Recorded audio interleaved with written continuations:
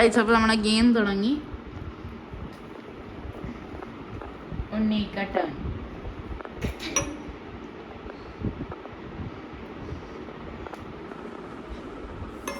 Game ഒന്ന് fast ആയിട്ട് കൊണ്ടുപോണേ.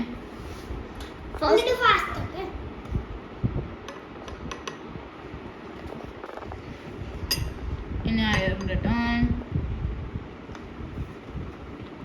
Guys, നിങ്ങൾക്ക് ആർക്കാ തോന്നുന്നത് ഇവര് ആരെ ജയിക്കുന്നു?